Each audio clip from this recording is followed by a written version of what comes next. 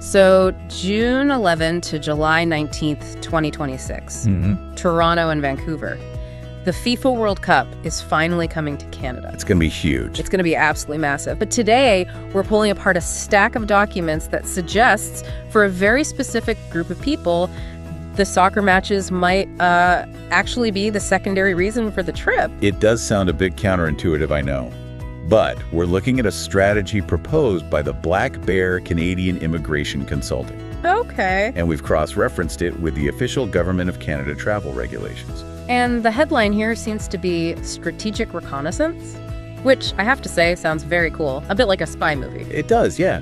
But it basically means don't just go on vacation. Go to shop for a new life. That's the gist of it. Yeah. Black Bear's argument is that a standard visitor visa is a massively underutilized tool. How so? Well, people are usually terrified of crossing the line, the strict do not work, do not study rules. Of course. But there's this huge gray area called exploration that is perfectly legal and, honestly, strategically vital if you're seriously thinking about immigrating. Okay, so let's define that line. Because exploration can sound a little vague. Sure. If I'm in a pub in Vancouver after a match and I'm, say, casually chatting with a potential employer, am I breaking my visa rules?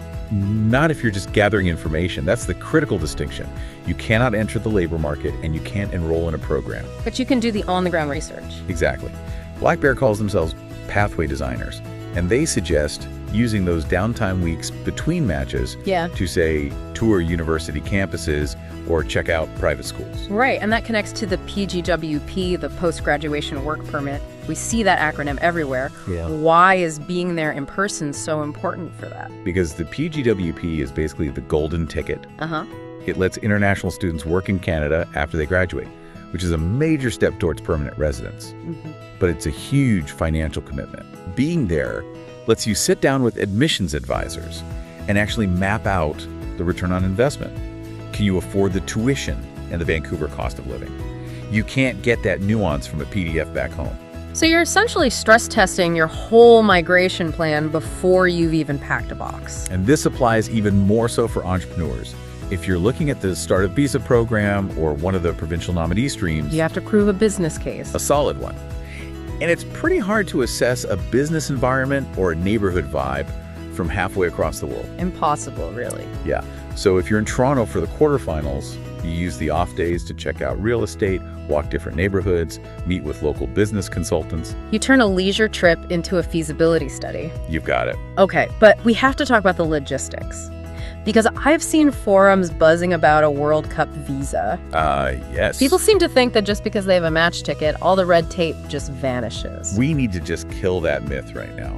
The government sources are incredibly blunt on this. What do they say? There is no World Cup visa. Full stop. Not even for VIP ticket holders. Does matter. Fan, volunteer, family of a player, you need a standard temporary resident visa, a TRV or an ETA, an electronic travel authorization. It just depends on your passport. So don't wait for some special FIFA portal to open on the government website. You'll be waiting a long time. Yeah. However, and this is a key tip for anyone applying, Okay. There is a specific instruction.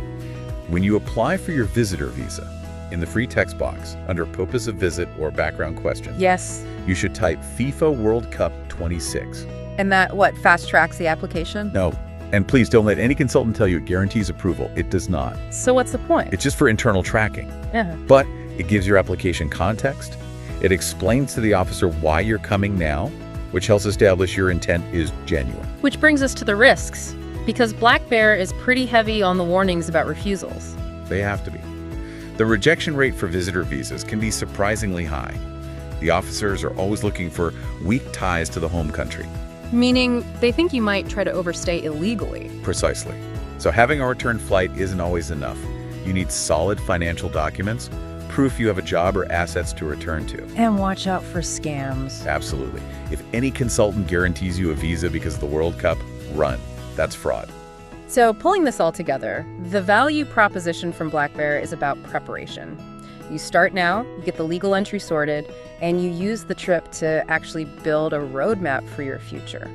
It completely changes the nature of the expense, doesn't it? Instead of just burning cash on hotels and flights for fun, you're investing in a feasibility study for your family's future. You might leave Canada with just a team jersey. Or you might leave with a concrete plan. It's a really compelling way to frame a vacation. If you're already spending all that money to get to Toronto or Vancouver, why not spend a few extra days figuring out if you might want to stay forever? The match is only 90 minutes. But Canadian residency could be for life. Something to think about while you're in the queue for those tickets. Thanks for listening to this deep dive.